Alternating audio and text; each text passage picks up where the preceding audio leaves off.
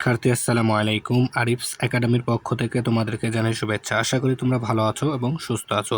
তো আজকে আমি তোমাদেরকে তোমাদের গণিত বইয়ের পৃষ্ঠা নম্বর 57 এর যতগুলো অঙ্ক আছে সবগুলো সমাধান করে দেবো, ঠিক আছে? তাহলে চলো শুরু করা যাক। তো প্রথমে একটি লিখিত অঙ্ক আছে, সেটি সমাধান করব।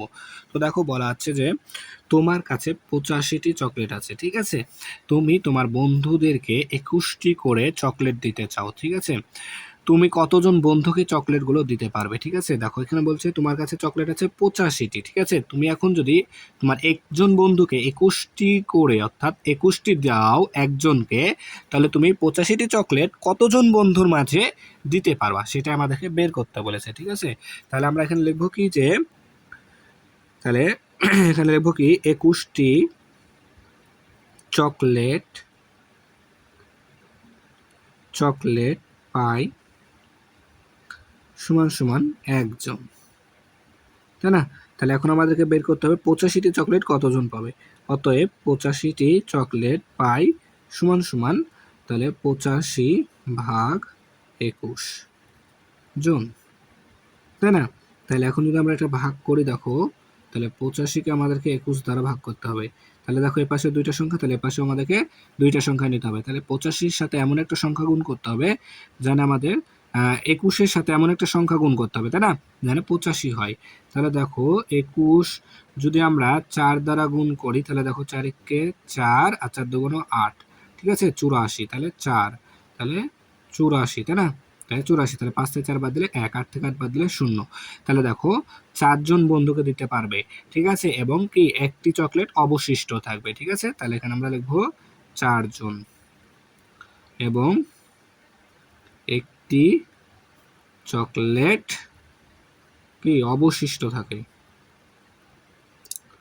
অবশিষ্ট থাকে।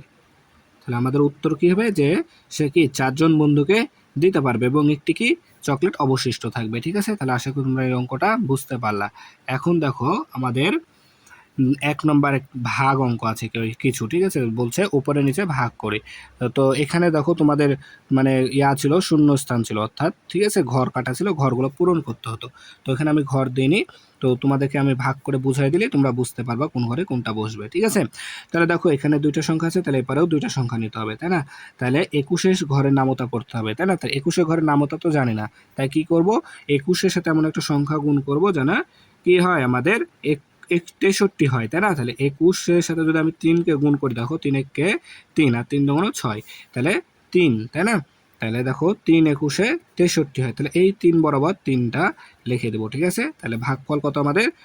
ভাগফল হচ্ছে আমাদের 3, ঠিক আছে? এরপর দেখো আমাদেরকে 66-কে কি 11 দ্বারা ভাগ করতে হবে। তাহলে এখানেও দেখো দুটো সংখ্যা, তাহলে এপারেও দুটো সংখ্যা নিতে হবে। তাহলে আমাদেরকে 11 ঘরের নামতা পড়তে হবে 66 পর্যন্ত, তাই না? তো দেখো 6 11 কিন্তু 66 হয়, 6 11 66 হয়, তাই না? তাহলে দেখো এখন 0, 66 থেকে 66 বাদ দিলে 0। এরপর দেখো 24, এখানে দেখো দুটো সংখ্যা, এপারেও দুটো সংখ্যা নেব। তাহলে কি করতে হবে আমাদেরকে 24 ঘরের নামতা কত পর্যন্ত হবে? 51 পর্যন্ত পড়তে হবে, তাই না? তাহলে দেখো আচ্ছা আরেকটা বিষয় এখানে ক্লিয়ার করে দিই, দেখো এখানে তোমাদেরকে আমি বোঝানোর জন্য দাগগুলো দিচ্ছি কিন্তু, ঠিক আছে? তো তোমরা ভাগ করার সময় আবার এই দাগগুলো দিও না, ঠিক আছে? এই দাগগুলো কিন্তু দিলে স্যার ম্যাডামে তোমার অঙ্কটা কেটে দেবে, ঠিক আছে? তাই আমি তোমাদেরকে বোঝানোর জন্য এখানে দাগ দিচ্ছি, ঠিক আছে? তাহলে এখন আমাদের কি করতে হবে? 24 ঘরের নামতা আমাদেরকে পড়তে হবে 51 পর্যন্ত। তাহলে দেখো 24 যদি 2 দ্বারা গুণ করি, 4 2 8, 2 2 4, 48। আবার যদি 24-কে আমি 3 দ্বারা গুণ করি, তাহলে দেখো 3 4 12, 2 হাতে থেকে 1, 3 2 6 7, 72 হয়ে যাচ্ছে। তাহলে 72 নেওয়া যাবে? নেওয়া যাবে না, 48 নিতে পারবো, তাই না? তাহলে 24 2 48।